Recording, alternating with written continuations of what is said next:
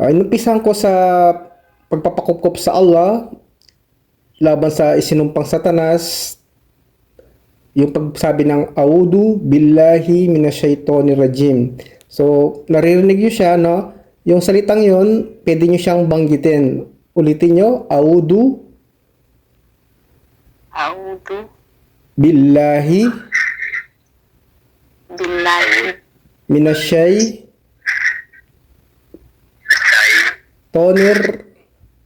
minsay kon Rajim. rajim. Ibig sabihin nito, ako'y nagpapakupkop sa Allah laban sa isinumpang Satanas. So, kailangan natin humingi ng proteksyon sa Allah at gabay at kaalaman para sa pagkakataon ito na ang papaksain natin ay patungkol sa Diyos. Kaya dahil si Shaitan anytime pwede siyang mangambala, kaya naman sa ngayon pa lang hinihingi natin yung proteksyon. At gayon pa man, kahit sa ating kaisipan, humihingi tayo ng gabay sa Allah para yung salita niya na tinatawag na pinaka-revelation niya, banal na salita niya is ito ay lubos nating mauunawaan. Kumbaga talagang malubos natin tong maintindihan at maisa sa puso natin inshallah. So sabihin niyo amin. Okay. So ngayon sister, kahapon kay brother din nagkaroon na balik kahapon ini-start na namin ni sister yung about sa pinaka main foundation ng Islam. Katulad nung tinuro ko na rin nung nakaraan na Friday sa inyo sa mga kalalakihan yon is kabilang ka doon na yun na sabi ko na kay sister yon. So ang itutuloy ko na lang sister yung patungkol kay Allah is lubos na natin tong naunawaan. So alhamdulillah, tanggap natin si Allah bilang Diyos at yung patungkol sa kalagayan ni Hesukristo na siya'y sugo at propeta ng Allah. Yun ay naging topic din kahapon, di ba sister? So ang magiging addition na lang, karagdagan do sa pinaka natin is yung kung sino ba si Propeta Muhammad sallallahu alaihi wasallam. Kasi magiging bahagi si Propeta Muhammad sallallahu alaihi wasallam, sumayin nawa ang kapayapaan ng Allah sa ating gagawing inshallah yung pagsasaksi o tinatawag na pagtistigo. Si Propeta Muhammad sallallahu alaihi wasallam, kung ano yung tinatawag na naging trabaho at obligasyon ng mga naunang propeta, nakabilang halimbawa sila Abraham, Moises at Hesukristo, So ganun din ang pinaka mission ni Propeta Muhammad sallallahu alaihi wasallam. Hindi niya binago. So ito ay nais kong liwanagin sa inyo, sa inyong isipan, na nawa magmarka at matandaan nyo ang pagkapropeta ni Propeta Muhammad sallallahu alaihi wasallam, pinagpatuloy lamang niya yung tinatawag na misyon ni Hesukristo nung panahon niya. So yun yung katotohanan. Kasi isa sa mga paninira kasi patungkol kay Propeta Muhammad sallallahu alaihi wasallam, yung tinatawag na iniisip nila na binago ni Propeta Muhammad yung trabaho ni Hesukristo or mission niya. Kaya nice natin itong liwanagin mabuti. So, si Propeta Muhammad sallallahu alaihi wasallam, isang Arabo na isinilang sa Makkah. Dito sa Saudi Arabia siya. So, at siya ay tinatawag na, ayon sa katuruan sa Islam, siya ay pinakahuling sugo na pinili ng Allah subhanahu wa ta'ala. At sinabi ng Allah na wala na siyang ipapadala pagkatapos ni Propeta Muhammad sallallahu alaihi wasallam. Tuldok na, kumbaga, seal of the prophet na siya. Si Propeta Muhammad sallallahu alaihi wasallam. Ito yung sinasabi na patungkol kay Propeta Muhammad sallallahu alaihi wasallam. Si Propeta Muhammad sallallahu alaihi wasallam, kung kaugalian, siya yung pinaka role model natin ng mga Muslim. Kumbaga, kung kabutihang pag-uugali, talagang pinaka role model ng mga Muslim ang kaugalian ni Propeta Muhammad sallallahu alaihi wasallam. Binansagan siyang Al-Amin, ibig sabihin pinaka mapagkakatiwalaan. So, sabihin tayo, sikapin natin kung kaugalian, pag-uugali, ay kailangan sabihin natin na makaano tayo, makasunod tayo sa tinatawag na kaugalian ni Propeta Muhammad sallallahu alaihi wasallam. Ito yung dapat nating sikapin sa ating pansarili. Ano po? So bawat isa sa atin kasi may kaugalian, ano? May mga masama pag-uugali, kung ano man na kinalakihan yon. So kailangan unti-unti natin itong mabago at magiging role model natin, sundan natin sa kaugalian si Propeta Muhammad sallallahu alaihi wasallam.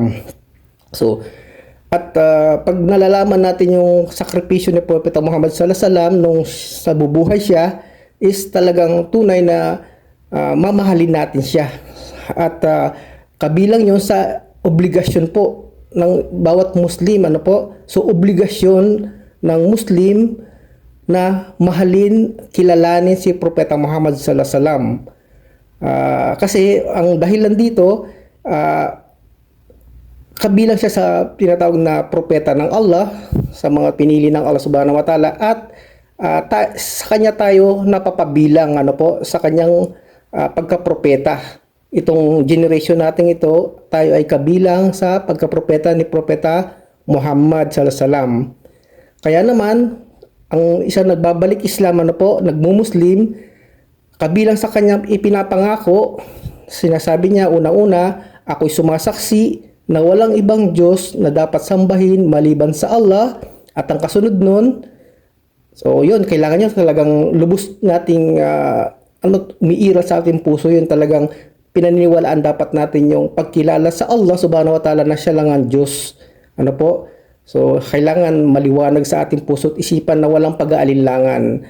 Hindi dapat yung rason na parang napilitan lang or something na may ibang intention. So kailangan, dahil Diyos yung ating pinag-usapan dito, so magkakaroon tayo ng pagkakasala pagka mayroong pag-aalinlangan, ano po. So iiwas tayo sa mga pag-aalinlangan patungkol sa pagkilala sa tunay na Diyos na si Allah.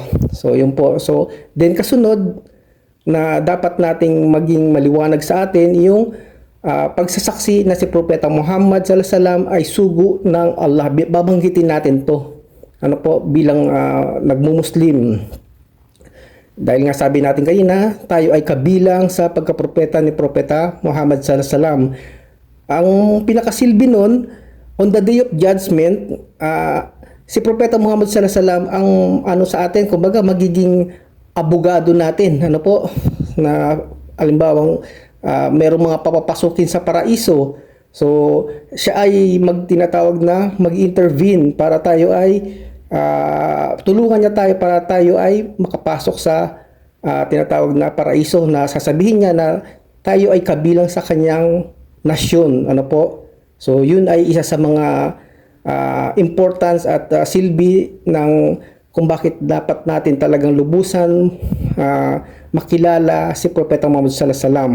So sister, sa mga bagay na nasabi na natin ngayon, so ano pa yung iniisip nyo na pwedeng parang gumagambala sa isip nyo patungkol sa Allah unang-una dito sa bagay na ito? Ano pa yung gusto nyong malaman? Sister Joy, patungkol kay Allah, sa Diyos, ano pa yung gusto nyong maliwanagan? Ano po yung nasa isip nyo na gusto nyong liwanagin patungkol sa Diyos? Sige po, huwag kayong mahiya, sister.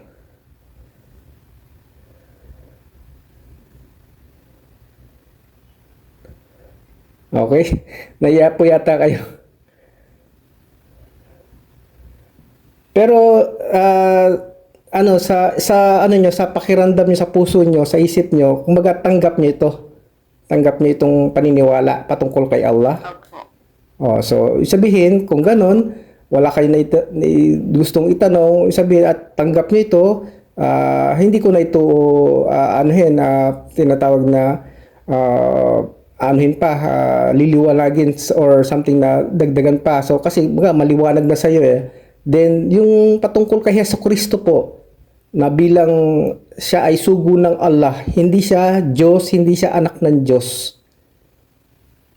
Ano pong masasabi nyo dito, sister? Tanggap nyo po ba to or something na may gusto pa kayong liwanagin patungkol kay Hesus Kristo po? Tanggap na po. So, kilala. So, ganon. Kung ganon, maganda. Sabihin talagang as a Baptist, ano po. So, sabihin, dating Baptist na magbabalik Islam is yun yung ating magiging paniniwala patungkol kay Hesus Kristo.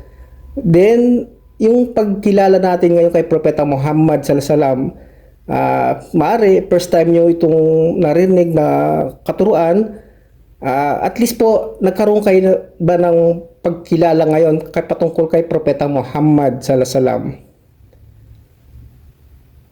Meron kayong naunawaan, nalaman, na aral patungkol kay Propeta Muhammad?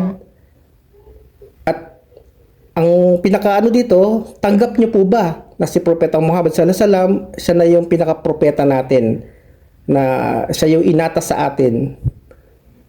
Siya si Propeta Muhammad. Yung pinaka-role model ng mga Muslim. Yes. So tanggap niyo po ba ito, sister? Opo. Okay. So kung ganun, sa madaling salita, pagka ganun ang tinatawag na nasa puso't isipan niyo, wala na makakahadlang sa inyong pagbabalik Islam ngayon. Kasi sinabi ng Allah subhanahu wa ta'ala na ito'y katuruan sa Islam na kapag ka ang isang tao ay nais talaga siyang mag-Muslim or sumuko talaga sa Diyos, kilalanin ng Diyos, wala makakahadlang dito. Ano po, hindi ito dapat patagalin pa at tinatawag na hadlangan lalo na. So wala nang, dahil kumbaga decided ka na talagang lubos mo na itong tanggap. So inshallah, ito yung ating pinakalayunin sa ating pagbumuslim, pagsuko ng ganap sa kagustuhan ng Diyos, sa Allah. Sabihin, pagka naman ganito, kasi ang pagbumuslim po, hindi lang ito salita. So ibig sabihin, magkakaroon tayo ng tinatawag na mga gawain na dapat pagka nag-Muslim na is related sa paniniwala sa Islam. Katulad ng number 1, yung pagdarasal. So, ito ay kabilang sa magiging magagampanan natin kapag tayo ay nagbalik Islam na. So, sabihin, excited po ba kayo na magdasal or gusto nyo itong malaman? Opo. So, ganun. So, napakaganda. Kaya willing to learn talaga, lalo na yung kung paano siya pagdasalin. Okay, so napakaganda yun. Sabihin, talagang ito ay talagang senyales na talagang gusto nyo mag-Muslim. Then, patungkol din sa tinatawag na pagkasasapit ang malapit na, yung buwan ng Ramadan, is ang Muslim, gawain niya is nag-aayuno, nagfa-fasting. So, handa po ba kayo na mag-fasting? Opo. Ayan, mag-ayuno. Ayan. Actually po, pwede po bang mag-share? Sige po, sige po. Actually, nag-work po ako sa Qatar. Mm. Nag-try ako ng 2 days na nag-fast. Pero hindi ko siya natapos until ng EFTA ba yun, tawag doon. Pero na-try ko siya hanggang 4. Okay. So, Tapos, sa first day hanggang 4, then second day hanggang 4:30, gano'n. so, Hindi ko na po siya ulit na-try. So, buti na lang, kahit pa paano, na subukan nyo na gusto nyo subukan ang pag-fasting. Ibig sabihin, lalo na ito yung pinaka-proper na pagmumuslim na kung halimbawang kayo ay nagsyahada ngayon na sumaksi, then gumawa kayo ng halimbawang pagdarasal, pag-aayuno man, ito yung tinatawag na sinasabi natin na doon na kayo magkakaroon talaga ng record ng mabuting gawain. Ano po, sabihin, pagka ginampanan nyo, after nang kayo ay nagsaksi, ginampanan nyo yung pinaka-obligasyon, halimbawang dasal, may gantimpalaan na kayo, rewarded na kayo, nakalista na yon. Yun ay gagantimpalaan na kayo dito. So, yun yung pinaka-proper procedure ng pagbabalik Islam. So, at marami pa. Then, ito na yung sabihin muna natin na at least step by step, hindi kayo mabibigla. So, at least, ito lang muna yung nais kong malaman muna niyo sa pansamantala. Ano po, sa pagkakataon kasi ito, Sabi nga natin, hindi na pwedeng patagalin ang nagbabalik Islam. Ano po? So, sister, handa na po ba kayo na magsaksi ngayon sa pagkakataong ito? Opo. So, okay. Lakasan niyo po ang inyong boses, sister. Ano po? Pakinggan niyo po ako mabuti. At si brother, nandiyan dyan siya, nagwi-witness siya. Kasama rin ng mga anghel na hindi natin nakikita. So, ito po yung ating gagawing pagsasaksi. Babanggitin ko at ulitin niyo po, sister, ng malakas. Asyhadu Asyhadu an an la la ilaha ilaha illallah illallah wa asyhadu wa asyhadu anna anna Muhammad Muhammad Rasul Rasul Allah. Allah. Okay, so alhamdulillah nabanggit nyo na ito yung pinaka-basic na pagsasaksi. Ano po? At ibibigay ko ang kapaliwanagan dito. Actually, yung explanation nauna na. So ito lang yung brief or maiksing summarize ng sinabi nyo. Ulitin nyo rin siya para lubos nating matandaan. Sabihin nyo po, ako'y sumasaksi Ako'y sumasaksi na walang ibang Diyos na walang ibang Diyos na dapat sambahin na dapat sambahin maliban sa Allah. maliban sa Allah. At ako'y sumasaksi At ako'y sumasaksi na si Muhammad na si Muhammad ay sugo ng Allah.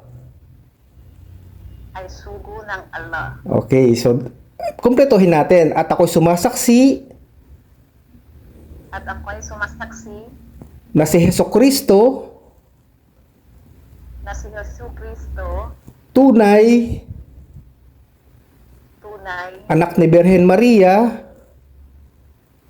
anak ni Virgen Maria siya ay sugo lamang ng Allah. na siya sugo lamang ng Allah. Okay, so kumpleto na. Alhamdulillah, sister. Mabruk. Binabati ko po kayo ng tinatawag na the greatest word is Allahu Akbar. Allah is the greatest. Purihin natin ang Allah Subhanahu wa Ta'ala. So,